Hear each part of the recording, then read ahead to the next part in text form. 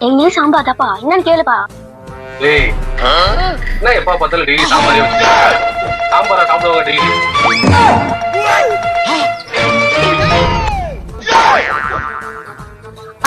அம்மாவே எவ்வளவு கஷ்டப்பட்டு செய்யுது, ஏன் பாட்டு சொல்லிட்டே இருக்க? நீ சாம்பார்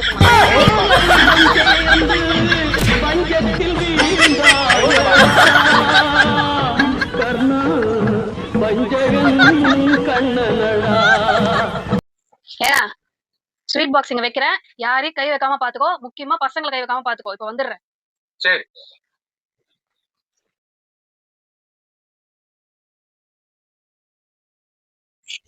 ஏய், அப்படி யாருக்கு தான் அந்த ஸ்வீட் எடுத்துட்டு போற? பசங்க கூட கொடுக்காம. நீங்க வேற எலி மருந்து கலந்து வச்சிருக்கேன், இன்னைக்கு ஒரு எலியாவது காலி பண்ணாம விட மாட்டேன்.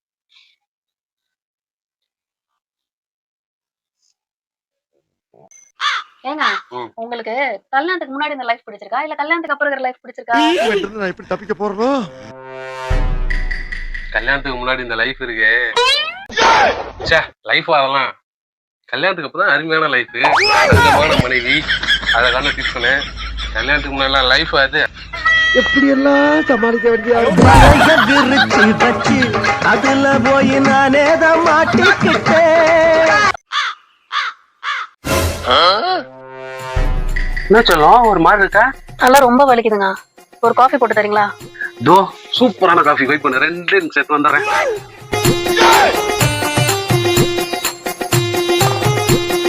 ஏங்க போட்டியா இல்லையா? தலை ரொம்ப வலிக்குது, எவ்வளவு நேரம்? இதோ ரெடி ஆயிடுச்சு, போட்டு. ஒரு காஃபி போட எவ்வளவு நேரம்? என்ன பண்ணிட்டு இருக்க ஒரு காஃபி போடுறதுக்கு? பாருமா, நானும் எவ்வளவு நேரம் வெயிட் பண்ணிட்டு இருக்கேன். பால் பொங்க மாட்டுமா? குடிச்சிருக்கியா?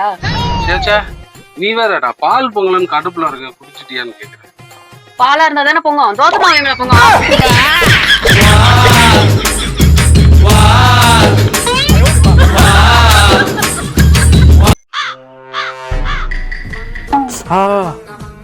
டேய், என்ன கடவுள் தான் 2 கண்ணு குத்துருக்கான்ல, ஒழுங்கா அரிசியில கல்லு எடுக்க மாட்டேன்.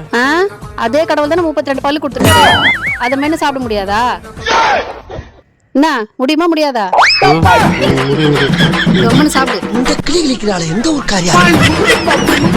எங்க இருக்கு காணுமே? என்னம்மா பாத்துட்டு இருக்க?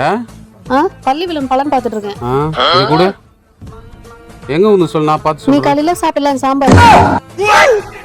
ஆனா ஒண்ணுமே ஆவல பாரு எனக்கு. பாத்தியா, என் சாம்பார்ல அவ்வளவு மருத்துவ குணம் இருக்கு.